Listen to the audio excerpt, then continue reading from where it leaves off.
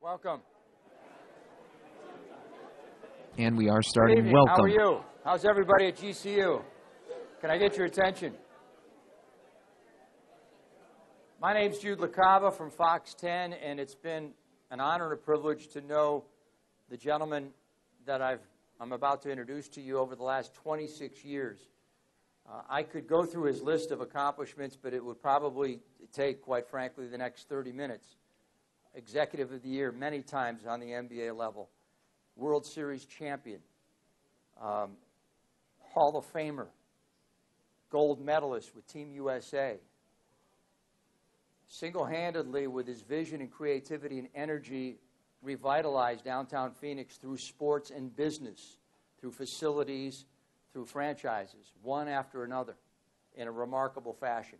So this is a unique opportunity for you to learn from somebody who really put Arizona, Phoenix on the map in so many different ways through sports and business, but doing it in a way that was with great faith and great decisions, and he never, ever forgot where he came from. It is a real pleasure and honor to welcome Jerry Colangelo.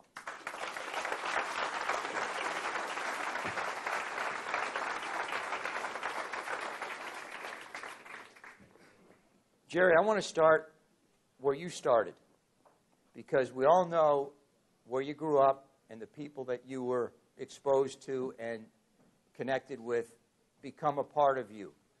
Chicago Heights, many years ago. How did your growing up years shape who you are? Well, first of all, how many Chicago people are there here?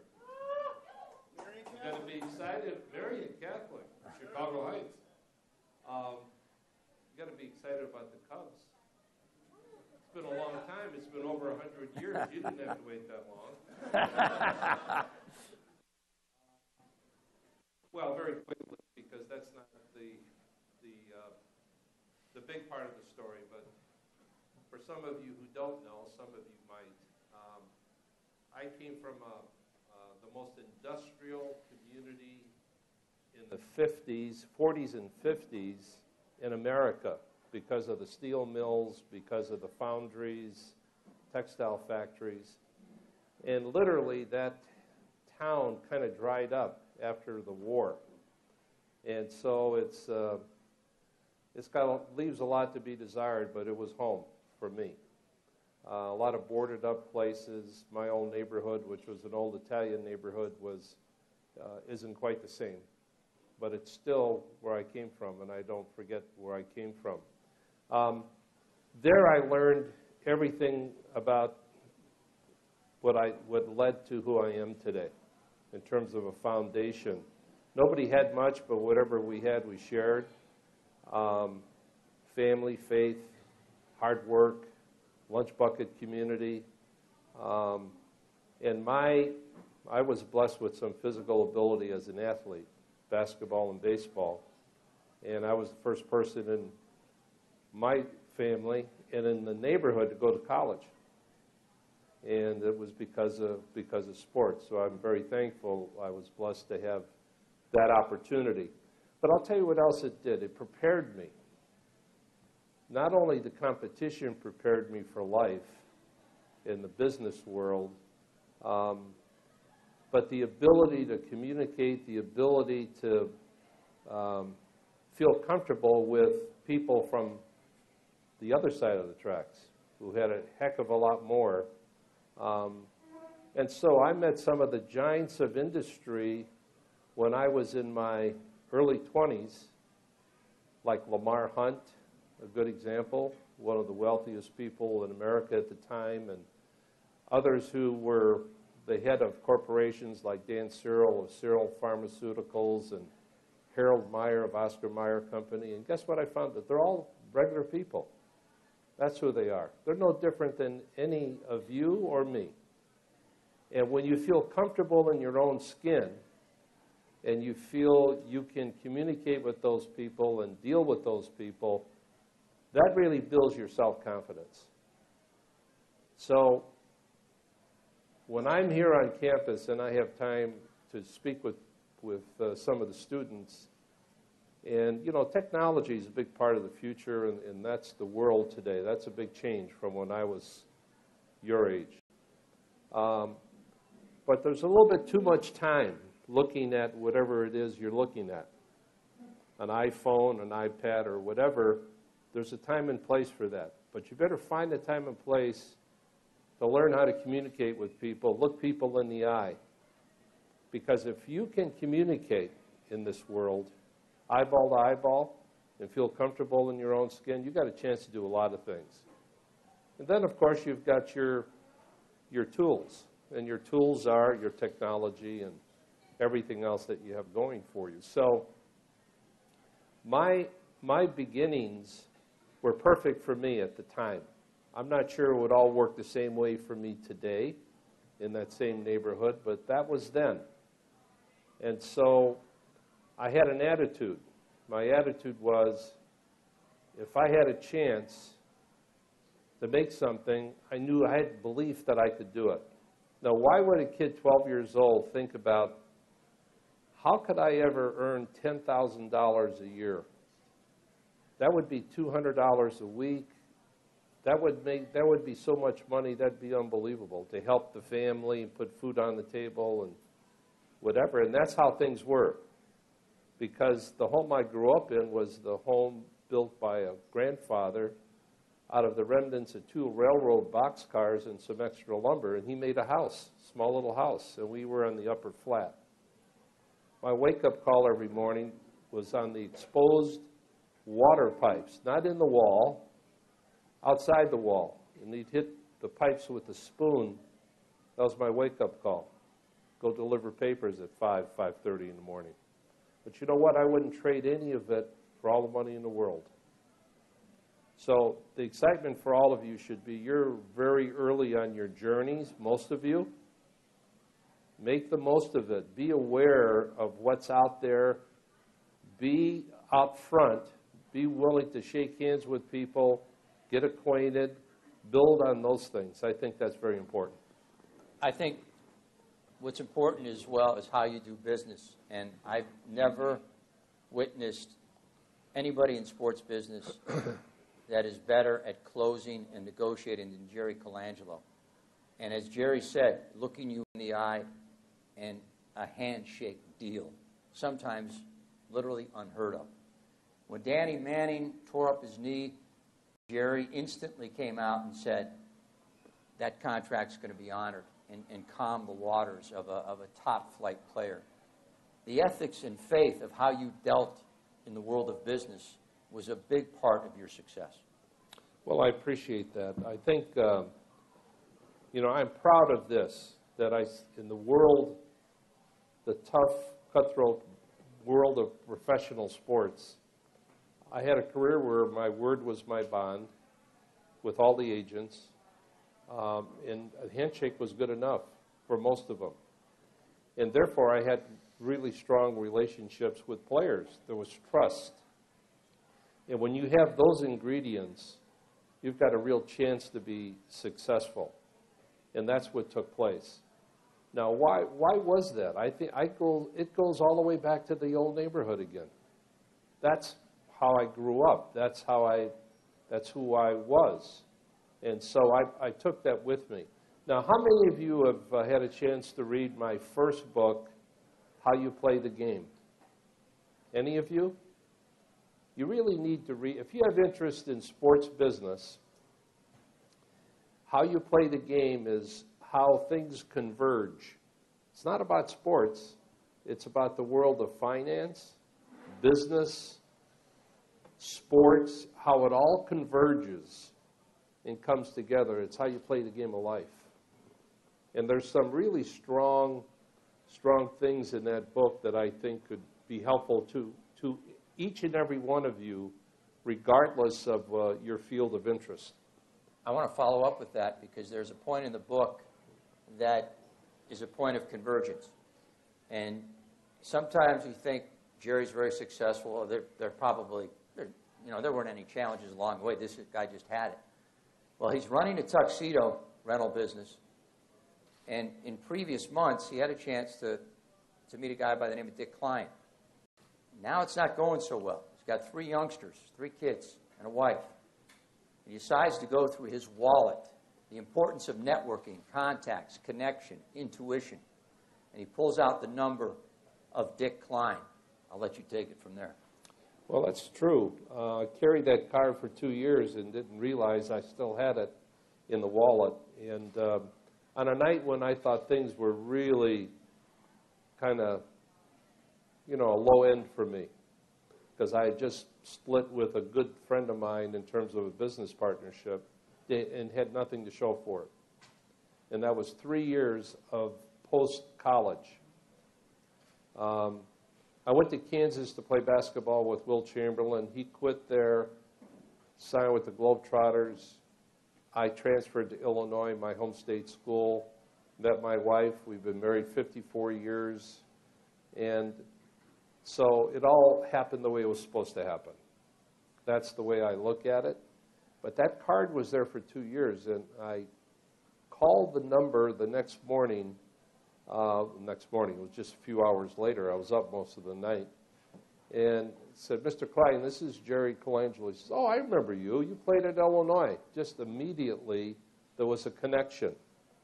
And he asked me to come into his office. I went to his office. By the end of the day, I went to work for him in the incentive merchandising business. That's a forerunner of the S&H Green Stamp program.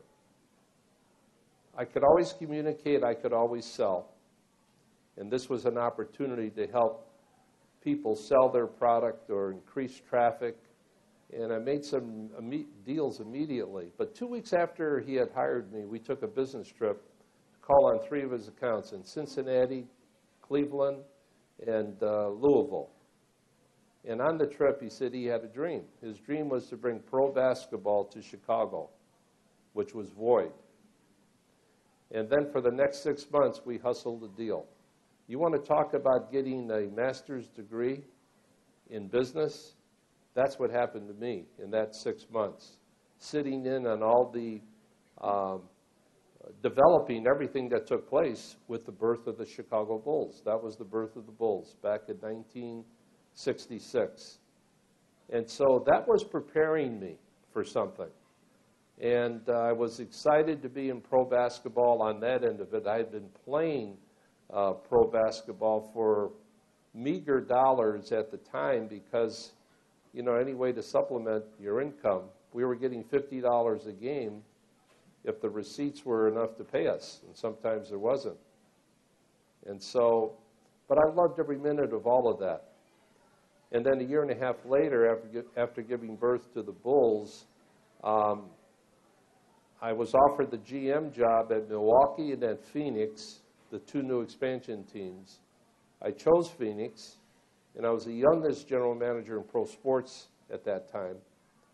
And when we got on a plane, my wife, myself, and 3 little ones, 2, 4, and 6, 9 suitcases, $300, got on a plane and never looked back. So, I mean this when I say it. That is like the American dream, isn't it? But it can only happen in this country. I want to start with that. It doesn't happen anywhere else. You're born into a slot in most countries, and it's hard to get out. It didn't really matter that I came from that poor neighborhood or the beginnings. Not in the least. It's what you made of yourself, what you believed in terms of your own capacity and ability. Here's a couple things that I think are important. Don't be afraid to fail. I never was afraid to fail. And I use the analogy, you have to be willing to step out on a plank, knowing that you could be pushed, you could slip, it could be all over. But I never thought that way. Because if that happened to me, I'm getting up. I'll be the first one up and the last one standing. That was just a belief. So you need to have that kind of self-confidence. Those people who are afraid to fail miss great opportunities. And when people say, why doesn't that happen to me? Nothing ever happens for me. When am I going to get a break? patience. Be aware of everything, because opportunity could go right by you and you're going to miss it if your mind isn't where it needs to be. So those are just a couple of I think that points. what's also important here, and what I would like to share, is there's very few people that have the presence of great integrity. And what does that mean in the business world? Imagine now, and let's fast forward to the Arizona Diamondbacks, an expansion team.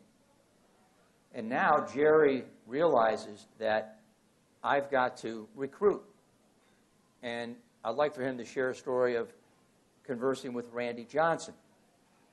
Keep in mind, just a couple years into this young franchise, the ability to close a deal with great integrity and presence and confidence and have a vision. As Randy Johnson would later say, I signed with Jerry because he had a vision. There were other top established teams that have been in baseball for decades that were after Randy, but they signed with Jerry. So baseball was something that I had no idea that I would be involved in. Although I was a pitching prospect and had opportunities to sign as a pitcher when I was a teenager. But once I came to Phoenix, you know, I was totally involved in the Phoenix Suns, in the community, and doing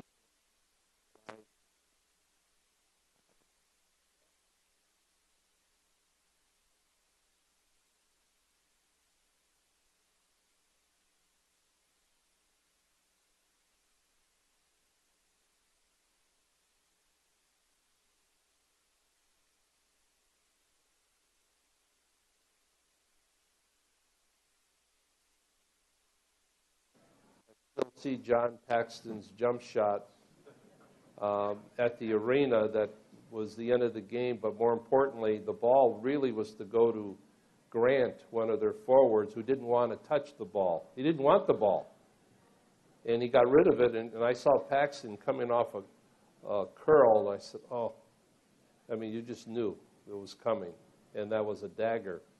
So I decided, 2 weeks later, I get approached on the baseball. 6 months later, we announced we're going for a franchise. And a year later, we were awarded an expansion team. So while that was going on, Randy Johnson's agent called me. Randy was building a home in Arizona, and he was a big basketball fan, and he wanted a couple of season tickets on the floor, on the court. Now, bear in mind, back in that day, we were sold out for the season. We had a wait list of 5,000 people who wanted season tickets, so things were pretty good. But I was also thinking ahead. I said, I'll take care of it, but you owe me. He said, what do you mean? I said, I'm not even sure, but when the time comes, we'll talk about it. So he got his season tickets. A couple of years go by, and Randy's a free agent. So I called the agent, and I said, okay, here's what I want. I want to be the first one to speak with Randy. There's going to be 5 or 6 teams that he's going to interview with. And I also want the second bite of the apple. I want to meet with him after he's seen everyone else again. He said, okay, you got it. And so I go to Randy's home in Paradise Valley, and he had 2 agents, and, you know, very high-strung Randy Johnson. I don't know if you've read much about him in terms of his personality, but he had the long hair then, and says, well, I don't know how this is going to work. You know, this is not going to work. You know, you've got Buck Showalter as the manager already, and he's a disciplinarian, and what is he going to say about my long hair? I said, stop, Randy, stop right there, okay? I said, if you had tattoos from the top of your head to the bottom of your toes, and you had rings in your ears and your nose, plus long hair, I'd say pass, but 1 out of 3 is okay. That's a true story. And, of course, the rest of the story is, Randy, we were told by baseball experts, you can't make a big investment. His age, his back, his arm only has so many pitches in it, blah, blah, blah. And then he won all those Cy Young awards back to back to back. Amazing. And of course, helps us win a World Series in 4 years. Now, how about that irony? I waited a whole lifetime to win an NBA championship, and as close as we got, as many times as we did, that didn't happen. But here we are in baseball. We were the fastest team in the history of baseball to win a World Series. That wasn't lost on me as in the ninth inning. How many of you remember the game and remember the circumstances? Okay, so before the first game of the World Series, all the media from around the country and international were at the ballpark, and they said, it was my turn to be interviewed. And they said, well, Jerry, how do you feel? You're the fastest team to get this far. What does it mean? I said, we're excited. What better team to be playing than the most famous team in the history of baseball, the New York Yankees, if we're going to win our first championship? And another writer said, are you predicting you're going to win? I said, no, I'm not predicting that. But if I had my druthers, this series of those 7 games, we'll win it in front of our home crowd in Game 7 in the 9th inning with the bases loaded, 2 outs, and Gonzo at the plate. I said that, and that's in print. So in the 9th inning, when all of those things happened, it was very surreal. You can't imagine what's going through my mind. I mean, my lifetime of everything. And I'm saying, you got to be kidding me. This is really happening. Now, it all played out, but I was wrong. There was only 1 out, not 2 outs, when it happened. It was a very, very exciting time. I arrived here in the late 80s, and I came out to Phoenix, and I said, it's kind of interesting, and if I can have you use your imagination, the sports skyline was Veterans Memorial Coliseum. Jerry had a vision, and I think this is important no matter what business venture you get in, is visualize and see the future and how you're going to get there. And from a business standpoint, you realized how facilities would revitalize a downtown. America West, then America West Arena, and then Bank One Ballpark, now Chase Field, now Talking Stick Arena. But these 2 facilities would take what I thought was kind of a sleepy, slow downtown back in the late 80s. And this past year, with the Super Bowl covering this, to see what has happened in downtown Phoenix because of what Jerry's vision was and is absolutely transformative.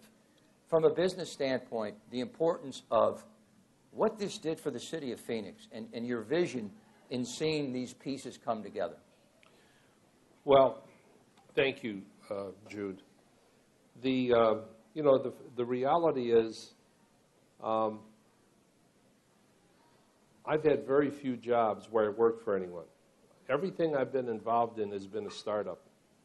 The Bulls, the Suns, the Diamondbacks, the Mercury, the Rattlers. We had, indoor soccer. We had brought hockey to town. Brought the hockey team to town. But it was all startup. And so the other thing as a kid, and I need to mention this to you, I had, call it a vision, call it whatever, but as I used to sit and look at the railroad tracks, again, there was a big divide between here and there. How do people accumulate money? Because all I ever saw were lunch buckets. People who worked in the mills stopped at the corner saloon for a shot in the beer on the way home, had dinner, went to sleep, and did the same thing the next day. That was life. So how did people put things together? And I believed to myself, if I could ever figure that one out, I'm going to be able to do something big. I just believed that. So I'm going to fast forward. I told you I had $300 in my pocket when I came to Arizona. When I was interviewed for the job, I negotiated a very good deal for myself, and I asked for an option to buy the team. I had nothing. I didn't have a nickel, but I asked for an option to buy the team, and one of the three who interviewed me kind of laughed.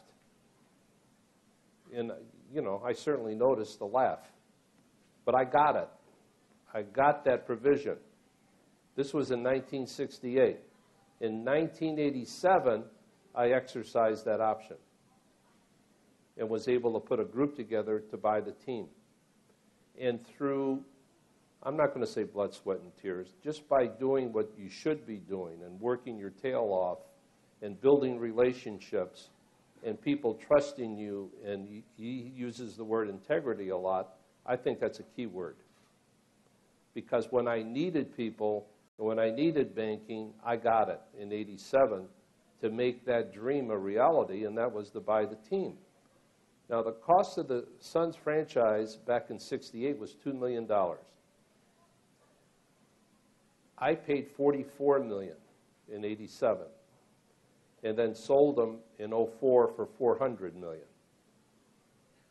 Now, did that just happen, or did we help create that? Did we help make that, you know, in terms of professional basketball and the NBA? Yeah, I think we did a lot. We made a big contribution. We were a team player. We did a lot with the league, in the league, to create all of that. And that price tag stayed #1 for almost 10 years. Now it's changed. Now it's worth maybe close to $1 billion. That's how things have changed in basketball. So I got off track there. As it transitions now, that opportunity opens the door for new facilities. Yes. In America West Arena. Well, you have to be a dreamer, too. I think it's great to dream. If you don't, then you're missing out on a lot.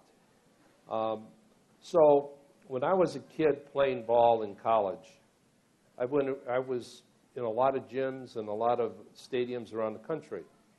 And I remember going to the old Chicago Stadium when I was a sophomore at Illinois. We're playing Notre Dame. And I used to go there to watch college doubleheaders as a kid. I used to sneak in to watch them. And dream about playing one day on that court. So that day came.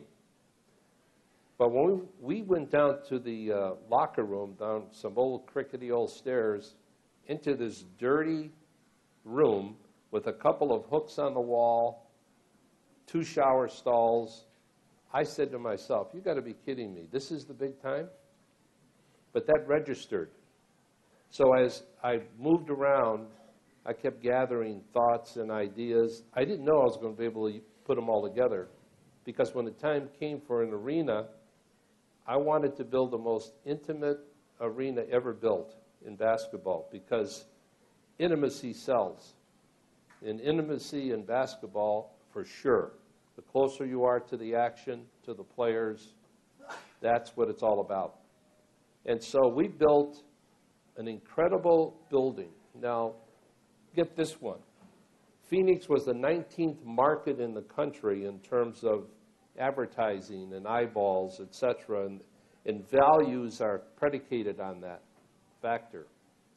And yet, for what we did in building that arena the way we did, with all the inventory that was put into the building, we, in the 19th market in the country, led the NBA in revenues, competing against New York, Los Angeles, Chicago, and all the big cities. So with all the big things we've done, I always go back to the neighborhood. There was an old-timer who said to me as a kid, Jerry, do you see that star? He spoke in broken English, an Italian immigrant. He pointed to a star. He said, do you see that star? Which one, Mike? Okay, yeah, I see it. He says, remember, it's better to be in that star for one day than never get there at all. That always stayed with me, still does. So when we led the NBA in revenues, I told our people, this may not last long, because we raised the bar on how to do business, and market size will now be a role as we go forward. And that's exactly what happened, but that's okay. It's okay to be a pioneer. It's okay to be on that star for one day. And we were. So, you know, I want to say something in addition to that, that the value of relationship is what you're hearing. Picking up a phone and knowing there's trust, that's how deals get done, the value of relationship based on integrity. But there's also something else, and I want to go out for just a couple of quick questions here. I can't tell you how many times I run into somebody, yeah, Jerry helped us with that charity. Jerry gave back. As successful as Jerry became, he gave back even more and more. And you shared it with people. You shared it with this city and this town in dramatic fashion. I want you to touch on that before I take a couple quick questions. Again, it goes back to sharing what we had in the old neighborhood when we had very little. It's second nature to be giving. And there's a lot more joy in giving than receiving. So the first day I was in Phoenix back in '68, I said to the media, this community owes us nothing. It's up to us to earn the respect and support of the community by how we conduct ourselves as people in the community, as business people, as sports people. And that was the thing about who we were. And that never changed. And so I think giving is something that whatever you give, you're going to get it back sixfold, tenfold. I can tell you from a history, I'm an old guy today. But I'll tell you, it comes back in so many ways. It's just amazing. And on a personal note, with my involvement here at GCU, I mean, at this stage of my life, to have the involvement with the business school being named in my honor and the fact that I could relate to students at this stage of my life and share experiences and try to offer advice and help young people find their way, encourage them, that is a real honor. It really is. So I feel very privileged to be able to be here and do that. I got to say one thing, that just last week, and the impressions you make last a lifetime. I ran into a top CEO at the gym, and we're talking about business and sports, and he says, when Jerry Colangelo ran the Phoenix Suns, he would meet with the suite holders, and he said, I have an obligation to put the best possible product on the floor and give you the best possible experience. And he said, and of course, Jerry lived up to that. That's integrity. I didn't even solicit that comment. He just brought it my way. This is years after. You do the right thing, it lasts. It lasts a long time. And my old man used to say, it's not just going about your way in life, it's how you do things in life. And I have to tell you, you're blessed to have Jerry's involvement here. I feel privileged having learned from Jerry Colangelo on the way to do things the right way. I want to get to some of your questions. If you want to raise your hand briefly, and we'll get you with Jerry. Go right ahead. Come on up here and stand. Sure. Just wanted to ask, you guys were talking a lot of the deals that you made, and it seemed like they were really short time, 6 months, a couple of years. Can you maybe tell us about a time that was like, it took a while, and what the focus was needed to make sure that the deal went through, and how you guys handled all of that to be able to survive and get the deal successful? Well, in sports, you don't have a lot of time. Like 5-year plans become new 5-year plans, and coaches come and go real quick. I was privileged to have played, scouted, coached, managed. I coached the Suns twice in the early days and eventually owned. So I experienced all of that. When you're building a team, it usually takes a few years to put a group together. But basketball is kind of a neat thing, much easier in basketball than in baseball, because if you end up with 2 or 3 really good players, you could build around that, for sure. And in my tenure with the Suns over 40-ish years, you know, we built it and tore it down and built it and tore it down, and sometimes you get lucky and sometimes you could turn it quickly. Now, back when Tom Chambers was signed as the first unrestricted free agent in basketball, that's another story, because I have plenty of stories. David Stern, the commissioner of the NBA, at an owners meeting in New York, said, you know, we have restricted free agency, but we're going to add unrestricted free agency. And as soon as he said the word, I kind of looked at the Seattle owner, and to myself I said, you just lost Tom Chambers. I mean, it was an immediate click with me. And so planning. The planning was I had to wait until midnight the night before free agency went into effect. But everything was teed up. It was all set up. At 12:01, I'm on the phone with the agent. And at 7 a.m., I'm in Los Angeles at the agent's house. And within about 30 minutes, 3 or 4 other teams are calling, trying to get appointments, but I'm there. And so, you know, your instincts are you can't let this thing run for a while. You can't give anyone time. So my negotiating ploy was very simple. You got 30, here's what I said, what do you want? Not to Tom, but to the agent. What's your number? He gave me a number. I said, no, here's what I'm willing to give you. But you got 30 minutes.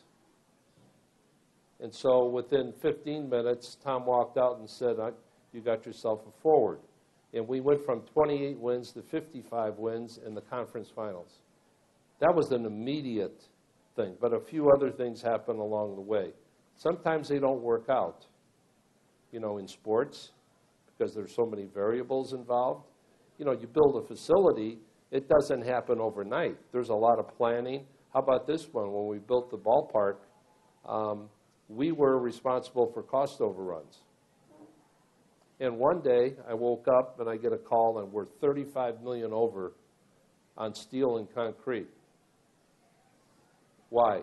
Because the Chinese were taking up a lot of concrete and steel, and the prices just rose. And then one of our architects, engineers, miscalculated on the load for that retractable roof. It was going to cost a little bit more. That's not a nice call early in the morning. It's not a nice call at night either, by the way. You know, it was interesting, and Jerry's got to write another book. The Amari Stoudemire story is amazing.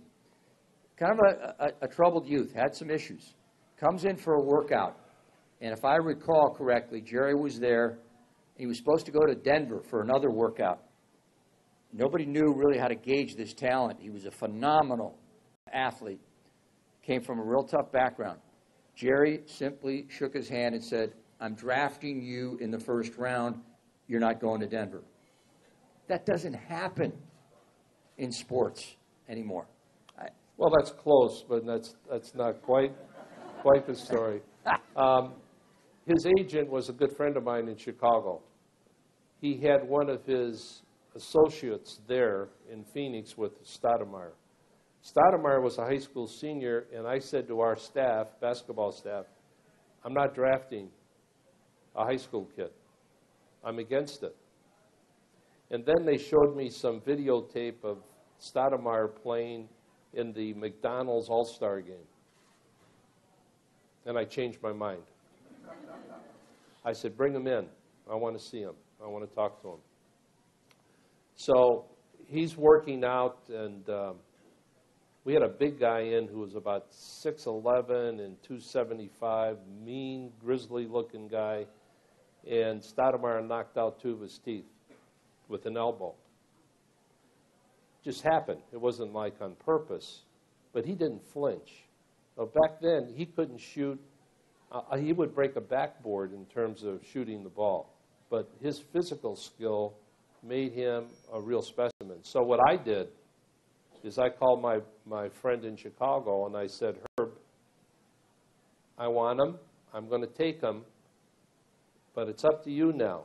I don't think it would be wise, if you want him in Phoenix, for him to go anywhere else for any workouts. But that's up to you. I can't do anything about that. So Amari disappeared. He stayed for another day, went to a baseball game with me, and he was going to be very happy if we could draft him. But we were drafting ninth. So Amari disappears, doesn't go to any other workouts. The day before the draft, the Clippers call us and say, you guys have been hiding out Amari Stoudemire. We said, no, we haven't. We don't even know where he is. And that was the truth. We didn't know where he was. And they said, well, we're going to take him. We'll take him. That's your prerogative. You're 8, we're 9th, if that's who you want. You know, the old bluff game. So the next day, the draft. Yao Ming. Yao Ming was the first pick in the draft. By the way, Stoudemire was the best player in the draft, as it turned out. But Ming goes first, and then the draft, bing, bing, bing. Number 8, Clippers. They took Wilcox, a forward from Maryland, and we get Stoudemire, Rookie of the Year. So that's a little bit of planning. You know, it's also closing, saying that's the guy. And when Mark Cuban was unsure about Steve Nash's future, you can tell the exact story of having the plane there when, I think, close to when the clock struck midnight, when free agency started. Think about that. You get Amari, you go after Nash, and you transform. You have another golden era of great basketball. That's what happened, and you know, that was I had already sold the team, and a month later, I'm on a plane trying to bring Nash to Phoenix, and that's what took place.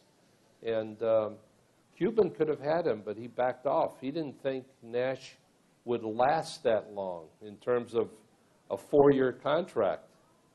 You know, I would just say sometimes experience helps. And, you know, just like with Coach Marley, and there's a little bit of this with Nash.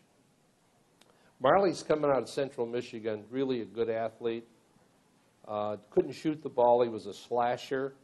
You know, he played center sometimes. He played forward. We take him in the middle of the first round. After our doctors, who had gone to the combo and examined all the players psychologically, physically, etc., and they said, stay away from Marley. You know, he's got pins in his ankles. He's got a bad back. He's had some surgery. And I said, did you make 2 incisions? He said, what do you mean? I said, did you make an incision over the heart? Or here? Because that's where the intangibles are. We took Marley. By the way, they said he'd have a very short career, 14 years. That's not short in basketball. That's forever. Nash was the same way. People in the NBA, and Hornacek is another story. The last player picked on the second round, which meant that every team in the league passed on him twice. We had 3 second-round picks. We took him with the third of those second-round picks. And the first day of training camp, we changed his shot because he had a funny shot. He had a bad rotation, a bad spin on the ball. He locked himself up in the gym, shot 300-400 shots a day, became one of the best shooters in the NBA. Long career. Nash was supposedly slow white guard, good college guard, could shoot the ball, backup point guard at best. A little bit better than that. We took him despite the fact we had 2 excellent point guards, Jason Kidd and Kevin Johnson. You know why? Because he was the best player on the board. Our first pick would have been Kobe Bryant rather than Nash, but the Lakers were able to pull a trade with Charlotte, and they jumped us, and we couldn't jump to get a higher pick. He would have been our pick. We should do a series here. We're going to need more time. We're going to have to do a Here, series. there's a question right there. Okay, sure. Yes. Jerry's running the show, Randy. Hi. Hi. Your name means a lot in the business industry, so my question is, what is something that young adults can do to get their name out there? And how important is it to establish yourself in the business industry if you want to get to where you are? I think it's important to get yourself involved. You know, you need to be educated. You need to have work experience. You know, when people ask me, well, how can I get a job doing this? Or how can I get a job? Take any job you can get to get your foot in the door, and then you work your way up the ladder. There are no shortcuts in life. There just aren't. I mean, I could tell you, I used to, might surprise you, I used to pick up garbage. I used to work in the city sewer department. Now, that's a long way from today. Hey, it was a job. It was something I needed to do at the time. You do what you have to do. But keep working, keep your focus, keep shooting for the star. And the other thing I really truly believe in, just get yourself involved with people. You know, help others try to do the same thing. And then there's collective karma that happens in a situation like that. So don't lose faith. Keep the faith. You never know. Dream big, because life could take you down a great path. Well, this is special. I want to thank Dr. Mueller. Randy, thank you. I have to say this. Students, this is a tremendous opportunity, not just to get a great education, but to hear direct, practical experience in life of someone that's been there, done that, is so valuable. So take that and think about the lessons learned and the key elements of integrity, relationship, faith, doing it the right way, looking that person in the eye, and thinking deeply about making that right decision, and then sticking with that decision and hard work. This has been absolutely fabulous.